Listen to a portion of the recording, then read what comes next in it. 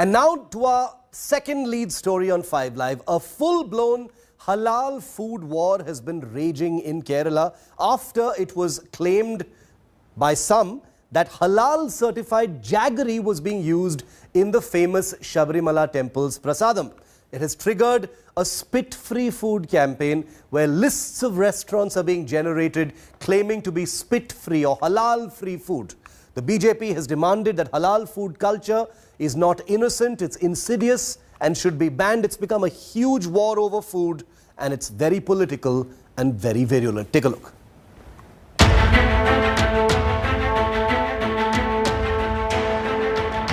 It started a few days ago in Kerala after it was discovered that halal certified jaggery was used in Sabarimala this season to make the temple's prasad.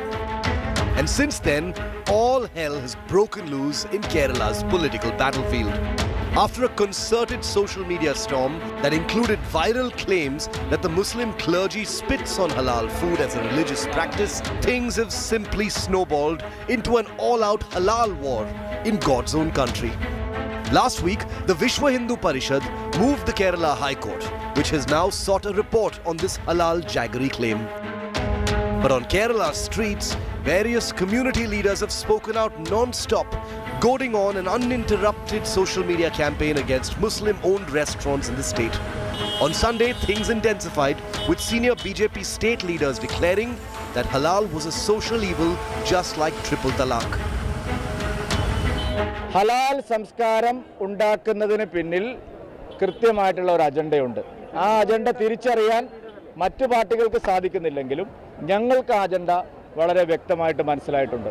ജനങ്ങളെ ഭിന്നിപ്പിക്കുന്ന, ജനങ്ങളെ തമ്മിലടിപ്പിക്കുന്ന, അതിവേഗം സിറിയയിലേക്ക് നടന്നെടുക്കാനുള്ള പ്ലാനാണ് നടക്കുന്നത്.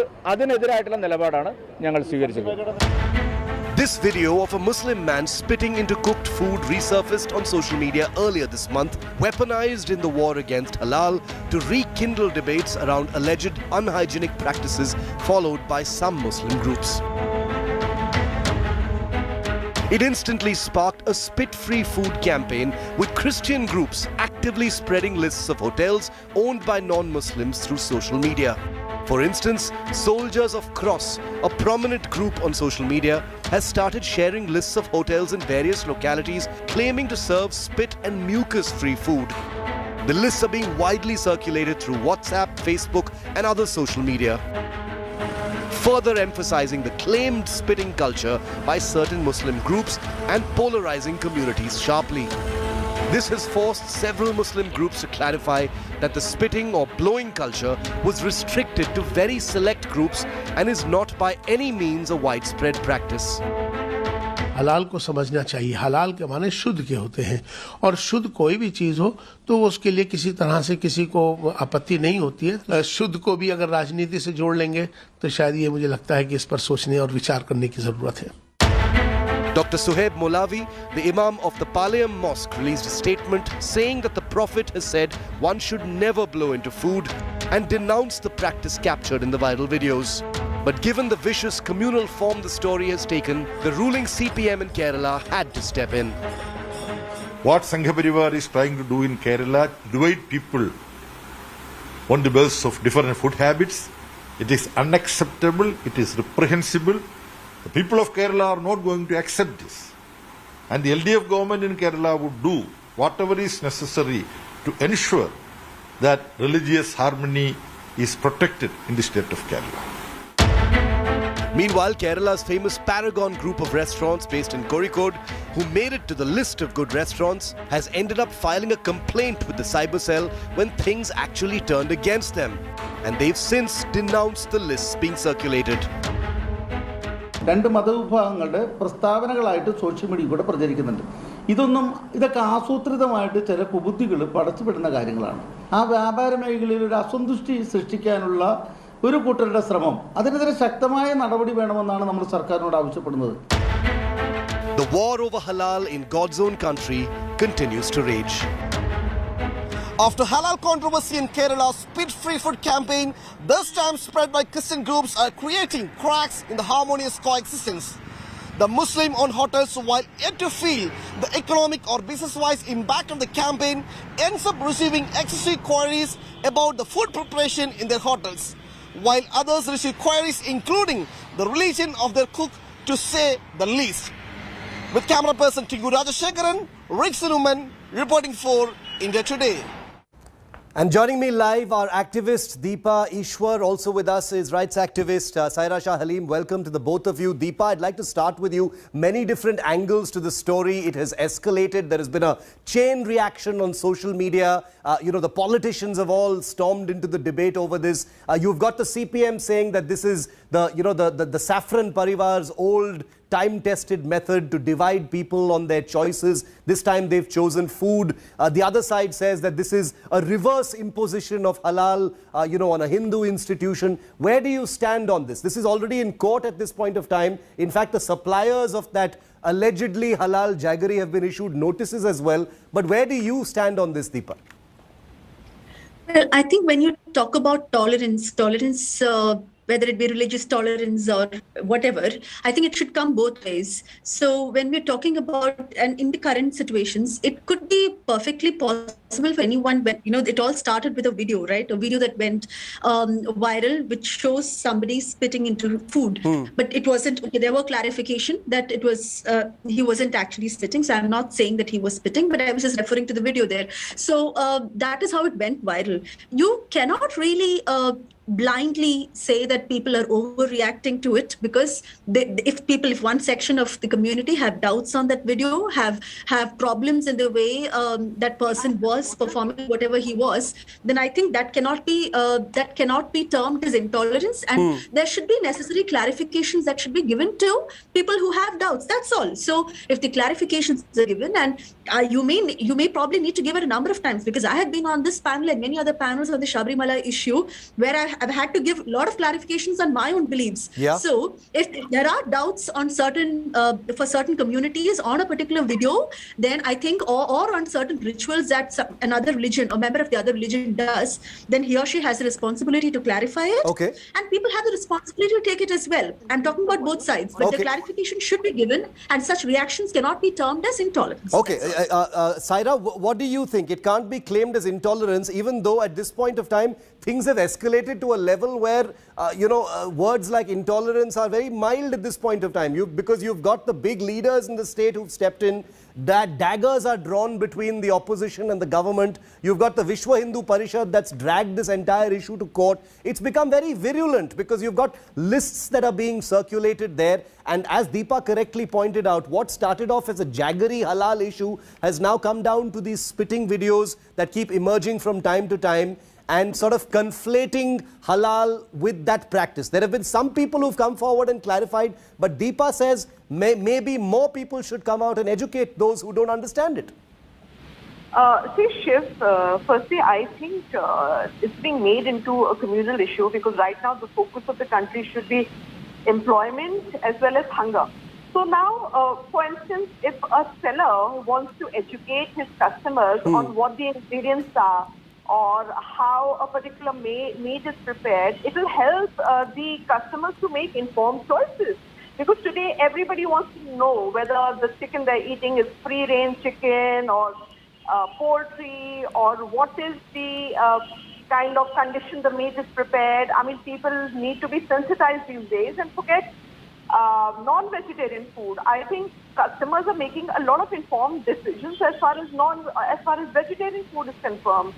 Gluten-free or not, cholesterol, what is the content I understand what you're saying, but I just have, I have one small, I hate to interrupt, but I just have one corollary question, which is, I think the spirit of what Deepa is also saying is, the very fact that halal has somehow come into the prasadam of Sabarimala, the suggestion here is, isn't it okay for Hindus to feel sensitive about this the same way that Muslims would feel sensitive if certain food being served was not halal? Since the reverse is also true. That's what tolerance is all about, and therefore it should be understood in some sense in that context. Okay, so I have a point to make, Shiv. So there might be customers who do not want to consume halal. So therein the seller doesn't want to make it ambivalent, so he's making it open that, look, I'm selling halal meat. So the customer has a choice there whether he wants to consume halal meat or not. Right. So I think it works both ways, because he is also setting a precedent to other meat sellers that, look, I'm selling halal. So the customers are walking in, they know that they would not like to take halal. They can choose for Jhatka or something else, or they can pick up from More or Spencer or any other market. So I feel it really helps and enables the customers to make a very informed call, informed decision on what kind of meat they need to consume. But the reason there is a particular... Okay, yeah, finish your point.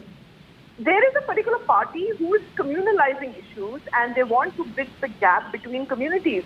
It is very sad and unfortunate that it is happening, because I think there have been these marks that come that, okay, this product has not been tested on animals, this is halal or this is not halal, and people never ever made an issue out of it. Now it's come into focus because a particular political party wants to communalize issues.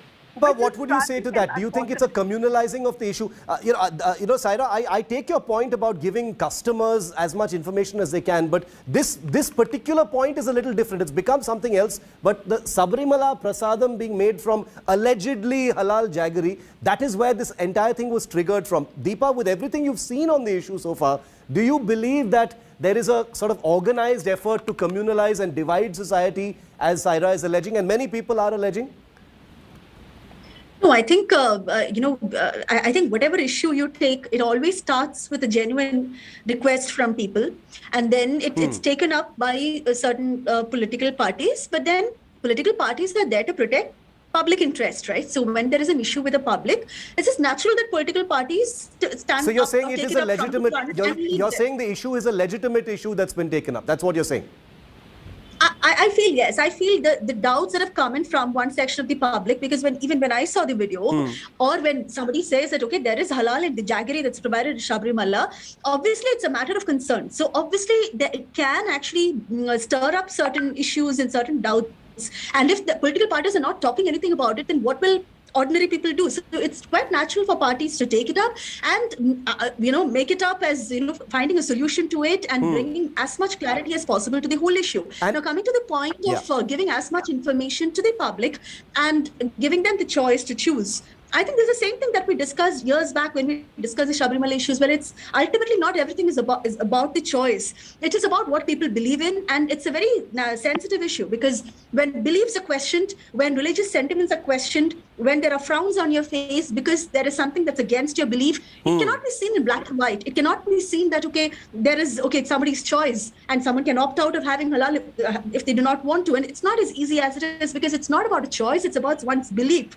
And even if something happens, if it's not affecting you directly, it's always indirectly affecting you, because it is about the belief of a large community. Okay. So I would still say that as much clarity as possible should be given on the issue as possible, because the concern is possibly genuine. Okay. That there is a possibility of a concern. So last 30 seconds I'll give to you, Saira. This is not about intolerance specifically or choice of customers, because it springs from an issue that is very it's a touchy topic. It's about the sentiments of people. It's about religious beliefs. And when that comes into play, it's a legitimate concern. And it's not about intolerance. People have the right to feel sensitive if there is halal food being served in their prasadam in Sabarimala, is what Deepa says. Last comment from you. So that is what I'm telling Deepa. So in a way, it's good that people are actually wearing a signboard outside, that so people can make informed choices. And also, let me make it clear, people do not know the meaning of halal. Halal is not exactly, need to have a religious connotation. Halal, I'm trying to just transliterate. It can mean something that is permissible. I know a lot of Jain families who are looking for halal cosmetics. That means a cosmetic that is devoid of any animal testing. So halal products are not necessarily something that is halal meat. It can be something that is pure, that contains purity. So we need to look at the transliteration in a very, a broader umbrella, rather than just the slaughter of animals. Given these very deeply, polarized and divided times, one wonders if those bridges that both of you agree on and are talking about can ever actually be constructed. But we'll have to see where this goes, because even as I speak, and as both of you probably know, there are these long lists of spit-free and mucus-free restaurants circulating on WhatsApp, going viral on Kerala's social media. And all three of us know the the nature of the beast of social media. Once it's out there, it gets into people's minds and it's part of your mindset. So we'll have to see where this goes. Kerala's halal war continues. Thank you very much, Deepa and Saira, for being with me here on 5 Live. Coming up next, that's a wrap on 5 Live, but 6 p.m. Prime with Pooja is next. Full-blown politics over the Jewar Airport on the outskirts of Delhi in western UP that was inaugurated today by Prime Minister Modi and Chief Minister Yogi in pole-bound UP. Huge political slugfest for credit, for priorities and everything in between. Pooja on 6 p.m.